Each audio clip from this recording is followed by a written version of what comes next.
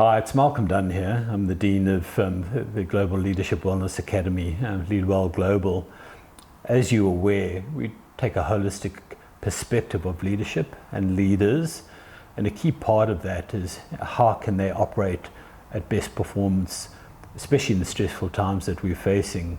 So we have Mogestri Pather here today with us. She's our Head of Nutrition and Health.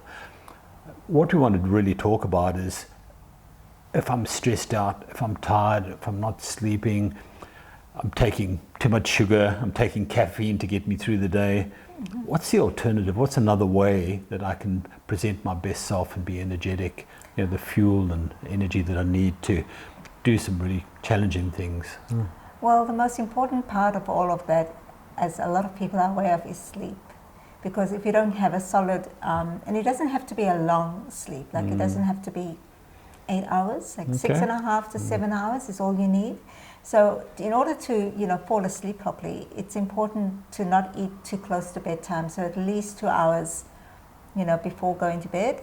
And choosing that evening meal is important as well. So, have a combination of your carbohydrates, or whether it's brown rice, sweet potato, with a good protein, and vegetables, or a nice salad with your olive oil dressing.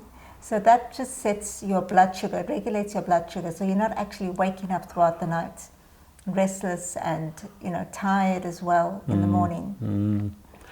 And this whole thing, like in the morning, just a cup of coffee is kind of good enough to get me going. And I've heard this thing called fasting. Is that true or not true? Well, it depends what your health goals are. So if you your aim is to lose a little bit of weight, then you're definitely intermittent fasting. If you are inflamed, if you're in pain, I would suggest that. Okay. I think, yes, I'd like to lose some weight, but at the moment I just want to really be able to perform all day. You want to be more energized. And what I'm finding in the mornings when I go and I can rev it, but by lunchtime, I need to have my sugar craving and get attracted by all those things. So I just don't think it's a sensible style in the way that I eat, and the bad habits. How does one know what to do, and how does one form good habits? It's really so important to start your day properly. So if you're going to have an action-packed day where you are in meetings, you're busy, you're active, you're on your feet, then definitely having a good breakfast to start is important. So with a breakfast, it's crucial that there's some protein component in there as well. So whether it's eggs or a protein shake, something that has a bit of a substance blueberry in muffins it. don't cut it. Blueberry muffins, it's going to spike your blood sugar levels up, and then you're going to fall flat. That's when you'll crave the caffeine to actually keep you going. So having all your macros in decent quantities, your carbohydrates, your healthy fats, protein. So you'll find that you'll actually get through lunchtime, energized and feeling quite good. So what we're trying to do in the whole program is to build up a high sense of consciousness of who I am, how I'm influencing people, how they're influencing me as part of that. So just to take it to a slightly more serious note, I've been reading this kind of gut-brain axis. Can you tell me about it? It seems quite complex. Is there the dummy's way of understanding what's really happening there? Could you help me? There's so much more research coming out with the microbiome, and as of now, we don't fully, comprehend how important our gut microbes really are, and not just important to our gut, but important to our brain, our every organ, because of the vagus nerve connection. So the vagus nerve runs from the brain to the gut directly, but it has its little tentacles in every single organ in the body. So it affects not just your brain, but it affects your lungs, your heart, your immune system. Wow. It's profound. And so we are actually a host for all that bacteria, because it's not just gut bacteria, it's bacteria in our mouth, it's in our skin, on our skin, it's everywhere, it's prolific. So so there's just and it all comes from eating healthy food. So paying attention to that and how it can impact your moods, and whether you're feeling sharp, your brain, and really paying attention to it. Because the bacteria talk to our cells. Yes. And so we feel inflamed, or if we haven't had enough sleep, we can get brain fog, and just not think clearly. So it's all important. Okay. And balance. It's not just about having good bacteria or good microbes over bad microbes. They're all symbiotic, so they all work in, as a family. They support one another. Yeah. So speaking of families, because I think all of us had this perspective, we're on our own heroic journey, and I've got to do that, and I've got to diet, I've got to exercise, and it's just proven it's much more attainable if you're doing it as a group, as a family, or with some colleagues or friends. So can you do that? Can you have a diet that fits the whole family, or are people individually unique that they need their own? Again, that actually boils down to your gut bacteria. So if you are, and that's when we do the gut testing.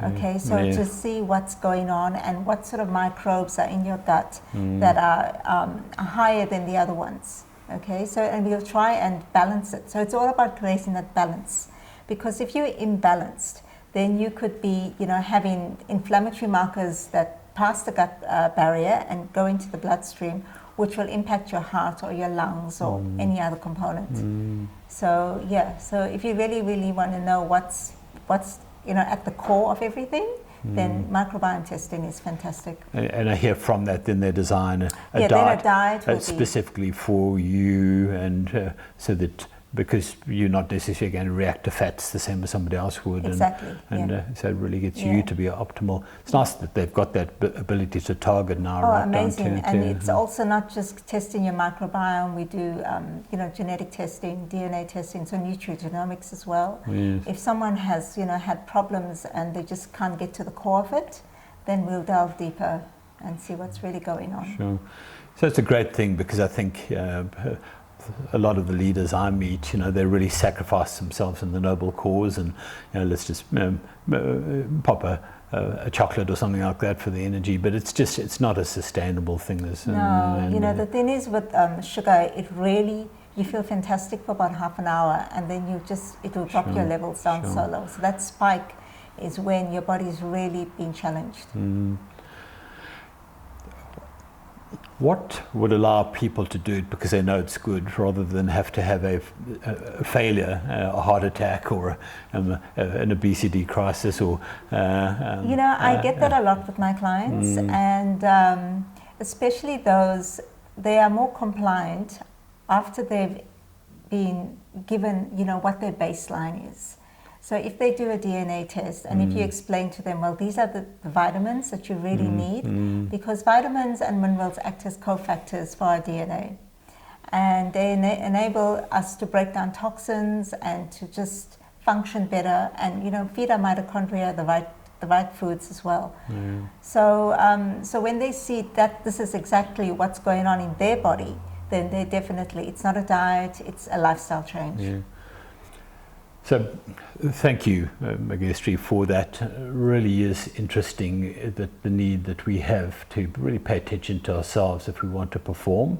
We tend to sacrifice ourselves often for the noble cause, but really that's a short-term approach. So if we want to be able to reflect, think, influence other people, give them their space, looking after ourselves in a holistic perspective, from the fuel, the food, but also the energy, the exercise, and that balance, the equanimity of it is really critical. So if you'd like to look at how you can be a better leader so that you can practice better leadership, please come along to our website, leadwellglobal.com.